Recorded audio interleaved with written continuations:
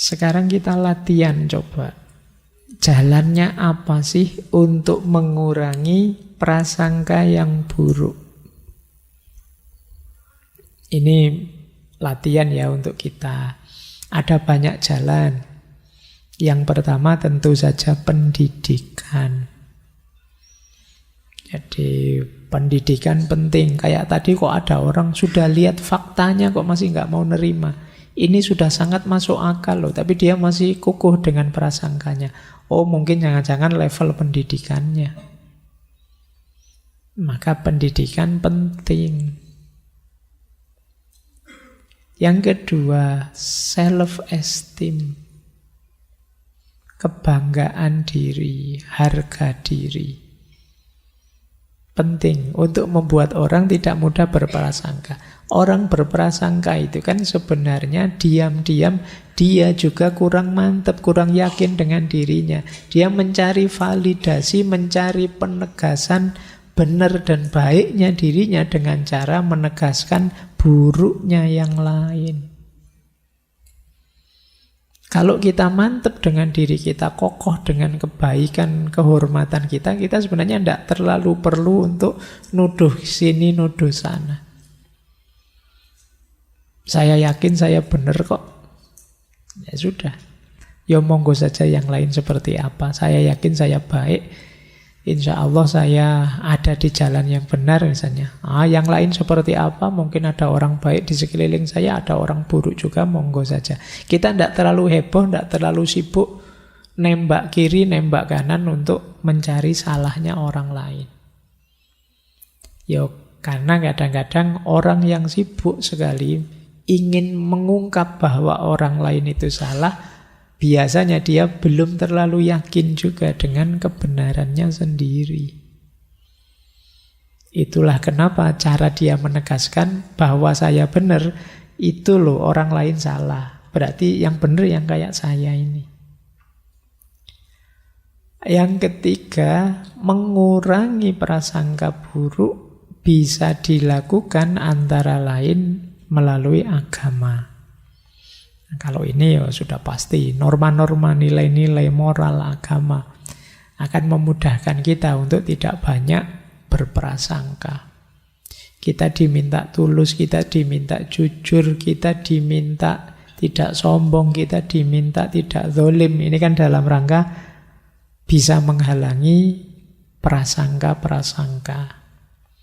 Kalau moral, spiritual, agama masih sulit, ya hukum lah. Main, merugikan orang lain, menyakiti hati orang lain, menzolimi orang lain. Nah, kalau di situ hukum bisa main. Meskipun mungkin masih belum ada undang-undang tentang ghibah misalnya.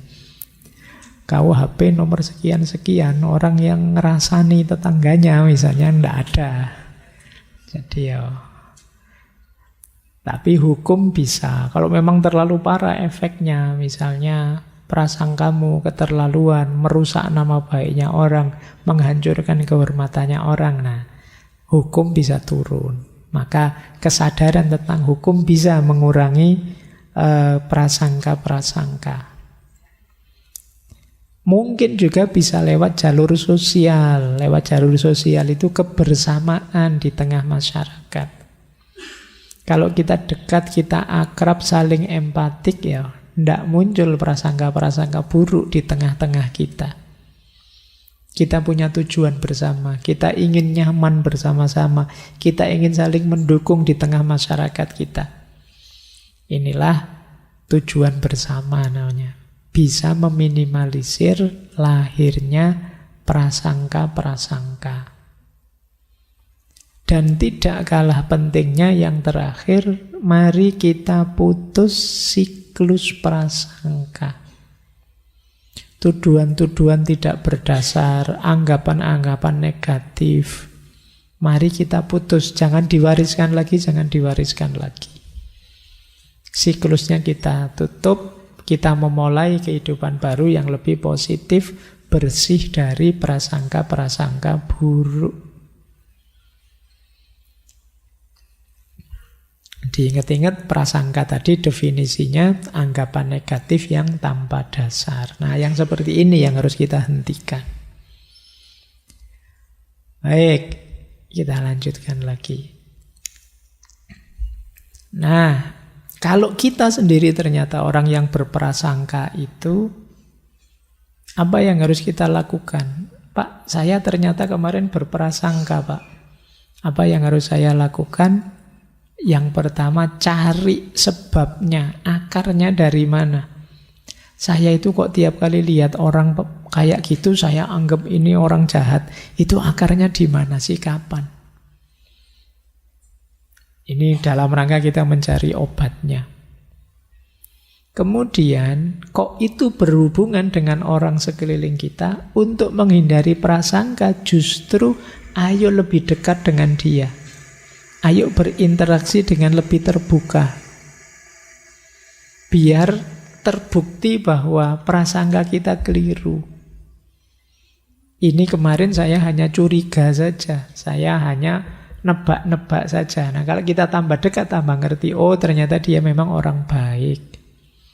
Oh ternyata memang dia orang yang layak dihormati. Itu ketika kita dekat. Jangan avoidant tadi, kita menjauh. Kalau kita menjauh, ya tak kenal maka tak aruf.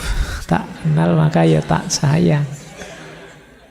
Jadi ayo mendekat ya, biar kita saling kenal, biar kita ngerti aslinya. Jangan hanya dilihat casingnya. Dilihat dari luar mungkin kesan kita buruk, tapi mungkin bergaul tambah lama ya kita semakin sadar bahwa ternyata dia orang baik. Nah, bisa begitu. Pak, saya gitu, Pak. Saya mendekat lama-lama ternyata prasangka saya benar, Pak. Dia bukan orang baik. Yo, tapi kan sekarang ketika kita nemu bukti, nemu fakta, kenyataannya memang dia bukan orang baik, tapi kan sekarang bukan lagi prasangka. Bukan lagi kira-kira, tapi kita sudah punya dasarnya. Kalau yang awal tadi kita masih ngarang imajinasi kita, bayangan kita. Sekarang setelah dekat, ternyata memang benar begitu. Ini loh buktinya. Saya sudah sebulan dekat sama dia loh. Ini faktanya saya banyak ketemu. Nah, jadi kalau sudah dekat itu yang ketiga itu kita cari bukti benar salahnya prasangka kita. Yang keempat, ada kalanya kita harus menerima saja. Mungkin kita punya tetangga yang buruk misalnya. Nah, ini sudah punya rumah di sebelah kita, kelakuannya begitu, ya sudah. Saya saja yang hati-hati. Ada kalanya begitu. Tanpa harus berpanjang prasangka buruk. Ya saya tahu dia orang buruk, tapi ya sudah, mau gimana lagi. Jadi orang bertarung itu kan kuncinya dua. Dia bisa mengalahkan dan menang, atau dia bisa bertahan, tidak terkalahkan. Jadi satu di antara dua. Karena saya tidak bisa mengubah dia jadi baik, ya saya harus kuat dekat dengan dia yang tidak baik. Solusinya dua itu. Nah, jadi rumusnya ada kalanya kita harus begitu. Terakhir, kita juga harus sadar bahwa kadang-kadang dalam banyak hal kita tidak kuasa untuk mengubahnya. Ada hal-hal yang bisa kita ubah, ada yang tidak bisa kita ubah. Mungkin watak-watak yang kita curigai, kita prasangkakan tadi, itu sesuatu yang sulit kita mengubahnya. Nah, itu untuk menenteramkan diri kita sendiri, ya sudah, di luar kuasa kita, itu sudah. Kalau di luar kuasa kita, ya kita tidak harus mati-matian capek untuk mengubahnya. Nanti kita habis energi, waktu banyak. Kita kuatkan saja diri kita, kemampuan bertahan, survive, berhadapan dengan orang yang semacam itu. Baik, ini caranya ya kalau tiba-tiba muncul prasangka buruk dalam diri kita.